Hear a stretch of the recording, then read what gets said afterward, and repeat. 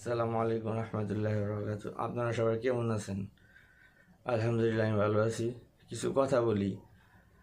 বাংলাদেশ আওয়ামী লীগের দলের একটা শক্তিশালী সংগঠন, বাংলাদেশে এক নাম্বার বলা যায় তাকেই, যার প্রত্যেকটি ক্ষেত্রে আদর্শকে লালন করে বঙ্গবন্ধুর।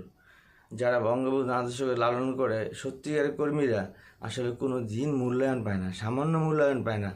তারা ভোটের ভিতরে ভোট দিবে, মিছিলে যাবে, প্রোগ্রাম করবে, প্রতিটা ক্ষেত্রে খাটবে। দিন শেষে নির্বাচনের শেষে জয়ী হয়ে এই লোকগুলোকে সামান্য মূল্যায়নও করে না, একটা চেয়ারে বসতে দেবে তাও করে না। আর যেই যারা হাইব্রিড বলতে এখানে কোনো দলের লোক না, যারা তারা ব্যবসায়ী, যেমন বসুন্ধরা গ্রুপ, গাজী গ্রুপ, তারা ব্যবসায়ী, এই জন্য তারা নির্বাচন করে কর্মীরা কি তাদের কাছে একটু টাকা পয়সা না, ভালো